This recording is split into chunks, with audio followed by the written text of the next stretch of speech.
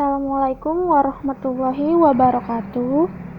Pada video kali ini kami akan menjelaskan pembelajaran dari mata kuliah Kapita Selekta Matematika yang berjudul pada materi bilangan bulat dan pecahan. Video ini kami buat bertujuan untuk memenuhi tugas dari dosen pengampu kami, yaitu Ibu Nurdalilah, SPDI MPD. Assalamualaikum warahmatullahi wabarakatuh. Waalaikumsalam. Waalaikumsalam warahmatullahi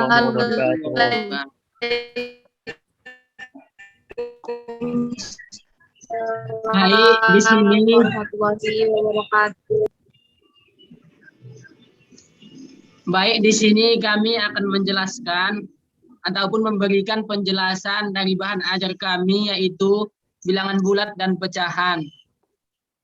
Di mana di sini kami beranggotakan 3 orang.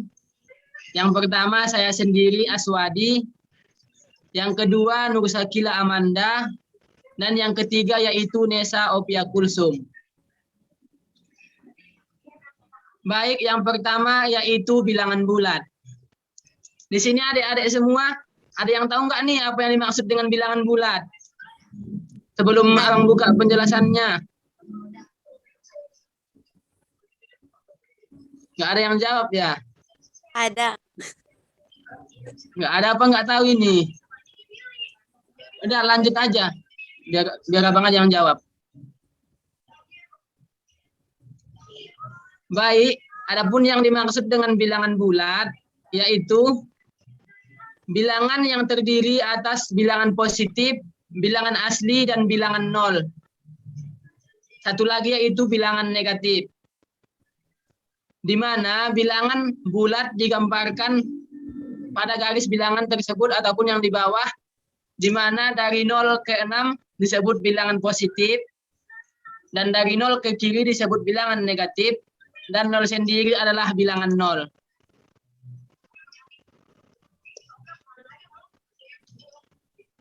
Di sini bisa dilihat bahwa bilangan bulat terdiri dari 1 bilangan bulat positif. Coba sebutkan dulu apa aja nih, apa aja bilangan yang termasuk bilangan bulat positif. 1, 2, 3. Nah, bilangan bulat positif yaitu 1, 2, 3, 4, dan bilangan bulat negatif yaitu -1, -2, -3, dan seterusnya. Dan adapun bilangan 0 yaitu 0 sendiri. Di mana adapun dalam bilangan bulat masih banyak termuat bilangan-bilangan. Di mana yang pertama yaitu bilangan cacah. Bilangan cacah yaitu bilangan yang dimulai dari angka 0. Contoh, 0, 1, 2, 3, dan seterusnya disebut bilangan cacah. Yang kedua yaitu bilangan asli, yaitu bilangan yang dimulai dari angka 1. Jadi dalam bilangan asli tidak ada angka 0. Contoh 1, 2, 3, dan seterusnya. Yang ketiga yaitu bilangan genap. Yaitu bilangan genap, bilangan yang habis dibagi 2. Contoh 2, 4, 6, 8, dan seterusnya. Dan yang keempat yaitu bilangan ganjil. Di mana bilangan ganjil sendiri yaitu bilangan yang tidak habis dibagi 2 ataupun dibagi 2 dia akan bersisa. Contoh 1, 3, 5, 7, dan sebagainya. Dan yang terakhir yaitu bilangan prima. Di mana bilangan prima adalah bilangan yang hanya habis dibagi oleh bilangan 1 dan bilangannya sendiri. Penjelasannya yaitu bilangan prima bilangan yang hanya bisa dibagi dengan angka 1 ataupun dengan dirinya sendiri. Contoh 2. 2 hanya bisa dibagi 1 dan hanya bisa dibagi 2. Jadi dia hanya angka 1 dan dirinya sendiri.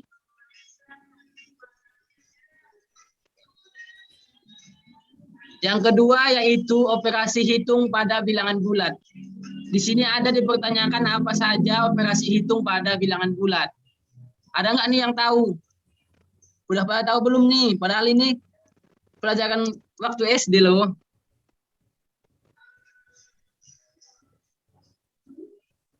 Baik, karena nggak ada yang mau menjawab, di sini abang akan menjelaskan terlebih dahulu. Di mana Operasi hitung pada bilangan bulat itu sendiri adalah satu, penjumlahan dan pengurangan. Contoh A tambah B sama dengan A tambah B sama dengan B tambah A. Contoh A-nya menjadi 4 dan B-nya menjadi 2. Jadi 4 tambah 2 sama dengan 6. Dan contoh yang kedua yaitu A dikurang B. Di mana A contoh sebagai A 10 dan B menjadi 4, di mana 10 dikurang 4 sama dengan 6. Dan seterusnya contoh-contoh berikut. Dan yang kedua yaitu perkalian dan pembagian. Di mana di perkalian merupakan penjumlahan secara langsung. Ataupun contoh A ke B sama dengan AB. Contoh 5 kali 6 sama dengan 30. Dan A dikali min B sama dengan min AB. Contoh 4 dikali min 7 sama dengan min 28 dan seterusnya sampai ke bawah. Dan pembagian merupakan kebalikan atau inverse dari perkalian. Di mana sebagai contoh A dibagi B sama dengan A per B. Seandainya A diubah menjadi 4 dan B diubah menjadi 2, maka dia jadi 4 per 2 dan jawabannya adalah 2. Begitu juga sampai contoh seterusnya. Baik, penjelasan selanjutnya yaitu contoh operasi hitung pada bilangan bulat dalam kehidupan sehari-hari. Seandainya ada pertanyaan di mana Amir memiliki kelereng sebanyak 7 buah dan Umar memiliki kelereng sebanyak 5 buah. Kemudian seluruh kelereng Umar diberikan kepada Amir, di mana tadi kelereng Umar ada 5 dan dia memberikan kepada kelereng Amir. Di mana berapakah kelereng Amir sekarang? Jadi di situ kelereng Umar 5 dikasih sama Amir, punya Amir kian udah ada 7, 5 tambah 7 jadi hasilnya 12. Jadi kelereng Amir sekarang ada 12. Dan yang kedua yaitu harga 1 kilo buah alpukat pada satu bilangan bulat yaitu sebesar 5.000 per kilonya. Karena musim buah, biasanya kan kalau musim buah ya pasti turun harganya. Jadi ini waktu musim buah harganya turun menjadi Rp3.000. Coba tentukan penurunan harga alpukat dengan penjumlahan bilangan bulat. Di sini kan pertama-tama 5.000. Cuman ketika barangnya banyak dia menjadi 3.000. Dari di situ 5.000 dikurang 3.000 gitu. Di situlah penurunannya kan. 5.000 dikurang 3.000 jadi 2.000 penurunan harganya. Bisa ya? Oke, selanjutnya akan dijelaskan oleh kawan abang yaitu rekan abang atas nama Nesa Opia Kulsum. Baik, selanjutnya akan kakak jelaskan tentang sifat-sifat operasi hitung bilangan bulat. Nah, di sini apakah ada yang dapat menyebutkan apa saja sifat-sifat operasi hitung pada bilangan bulat itu?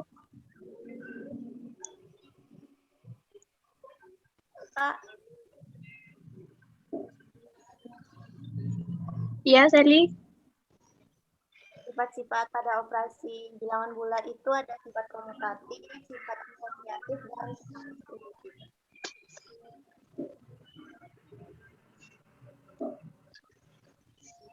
Nah, baik. Yang dibilang Sally itu tadi udah benar. Cuman di sini kakak akan menambahkan sedikit penjelasan tentang sifat komutatif, sifat asosiatif, dan sifat distributif. Sifat komutatif atau yang sering juga kita sebut dengan pertukaran. Nah, ingat ya, dalam sifat komutatif ini hanya berlaku untuk penjumlahan dan perkalian saja. Untuk penjumlahan misalnya A ditambah B itu sama dengan B ditambah A. Contohnya, jika 3 ditambah 1 kita tukar menjadi 1 ditambah 3 itu hasilnya akan tetap sama. Hasilnya akan menghasilkan 4. Meskipun ditukar, mereka akan menghasilkan hasil yang sama. Nah, begitu juga pada perkalian. Misalnya A dikali B itu sama dengan B dikali A. Contohnya, 1 dikali 2, jika kita tukar dengan 2 dikali 1, itu hasilnya akan sama saja, yaitu menghasilkan 2. Nah, inilah yang disebut dengan sifat komutatif atau pertukaran. Yang kedua, sifat asosiatif atau pengkelompokan. Ini sama seperti sifat komutatif tadi, hanya berlaku untuk perkalian dan penjumlahan saja. Misalnya, jika A ditambah dalam kurung B tambah C itu sama dengan dalam kurung A ditambah B, kemudian ditambah juga C. Contohnya, misalnya 2 ditambah 3, kemudian ditambah lagi dengan 5, itu akan sama dengan 2 ditambah 3, ditambah juga dengan 5. Maksudnya, operasi sebelumnya yaitu kita tambahkan 2 ditambah 3 dulu kita selesaikan. Kemudian, hasilnya itu kita tambahkan dengan 5. Dan yang kedua tadi, 3 dengan 5 dulu kita selesaikan, kemudian hasilnya ditambahkan dengan 2. Yaitu akan sama-sama menghasilkan 10. Dan yang ketiga, sifat distributif. Maaf. Untuk yang perkalian, jika A dikali dengan B dikali dengan C akan sama dengan A dikali dengan B, kemudian dikalikan dengan C. Contohnya, 3 dikali 4, kemudian dikali lagi dengan 2. Hasilnya akan sama dengan 3 dikali 4, kemudian dikali juga dengan 2. Maksudnya, kita kalikan pertama 3 dikali 4 terlebih dahulu. Kemudian, hasilnya kita kalikan dengan 2. Itu sama dengan 4 dikali 2 terlebih dahulu, kemudian hasilnya dikalikan dengan 3. Yaitu sama-sama akan menghasilkan 24. Dan yang ketiga, sifat distributif. Dalam sifat distributif ini, terdapat pada operasi perkalian dan juga pengurangan, terdapat pada operasi perkalian terhadap penjumlahan, dan pada operasi perkalian terhadap pengurangan. Yang operasi perkalian terhadap penjumlahan, misalnya A dikali B ditambah C itu sama dengan A dikali B ditambah A dikali C. Contohnya, 2 dikali 3 ditambah 4, hasilnya akan sama jika kita sebar menjadi 2 dikali 3 ditambah 2 dikali 4, yaitu akan sama-sama menghasilkan 14.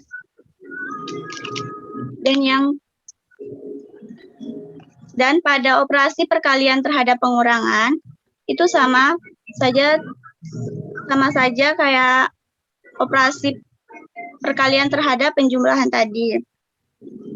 Jika A dikali dengan B dikurangi C, itu akan sama dengan A dikali dengan B, kemudian dikurang A dikali dengan C. Contohnya, 3 dikali 4 dikurang 2, itu sama saja dengan 3 dikali 4 dikurang 3 dikali 2. Itu sama-sama akan menghasilkan 6. Nah, jadi dalam sifat distributif ini, kita kerjakan dulu terlebih dahulu perkaliannya, kemudian kita jumlah atau kita kurangkan hasil dari perkalian tersebut. Nah, selanjutnya akan dijelaskan oleh rekan kakak, yaitu Nur Sakila Amanda. Baiklah, di sini kakak Nur Sakila Amanda akan menjelaskan tentang bilangan pecahan. Untuk adik-adik sekalian, apakah ada yang tahu tentang apa yang dimaksud dengan bilangan pecahan?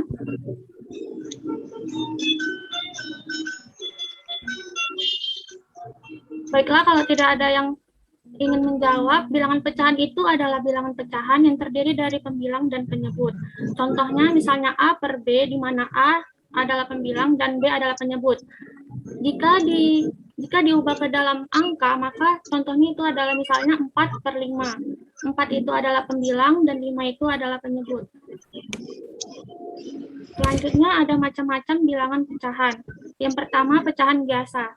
Pecahan biasa itu adalah pembilangnya lebih kecil daripada penyebut. Contohnya A per B, A lebih kecil dari B. Contoh soalnya yaitu 1 per 2, 1 lebih kecil dari B. Untuk yang materi kedua yaitu pecahan campuran. Pecahan campuran yaitu pembilangnya lebih kecil daripada penyebut.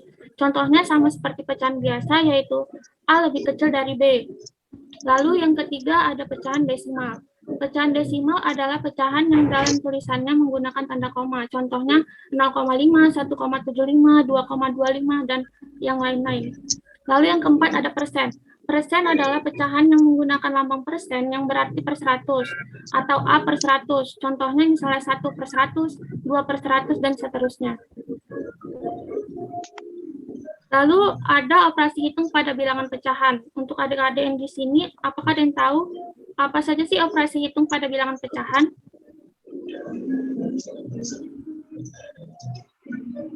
Baiklah, kalau sudah tidak ada yang menjawab, operasi hitung pada bilangan pecahan itu ada penjumlahan, pengurangan, perkalian, dan pembagian.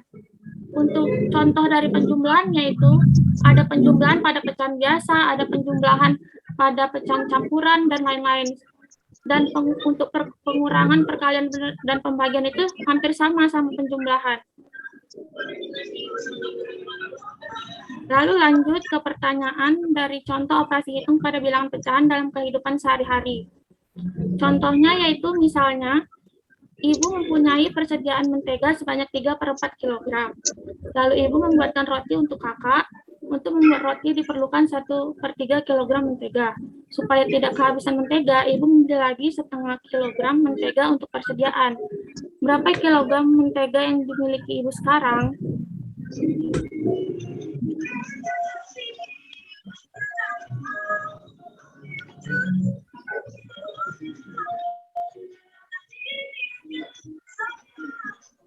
Untuk jawabannya yaitu pertama persediaan ibu itu ada 3/4 kg.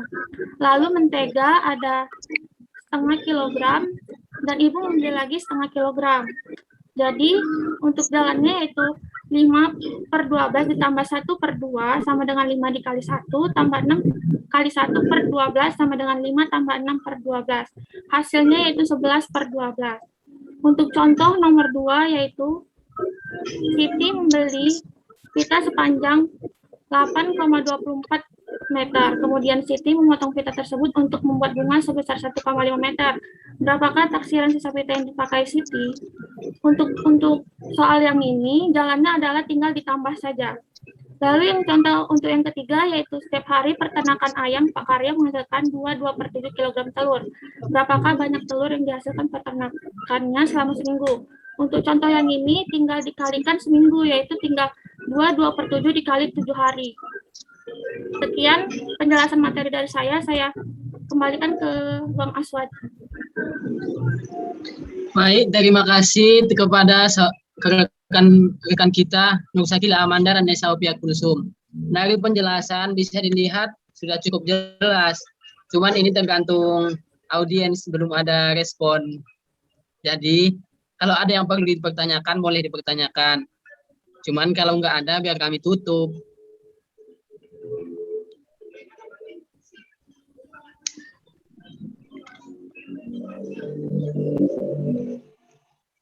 Baik, karena nggak ada lagi yang mau bertanya, maka diskusi kita ataupun materi ajar kita pada kesempatan kali ini akan ditutup dengan ucapan Alhamdulillahirabbil alamin. Cukup sekian yang dapat kami sampaikan. Wabillahi taufiq wal hidayah. Wassalamualaikum warahmatullahi wabarakatuh. Waalaikumsalam warahmatullahi wabarakatuh.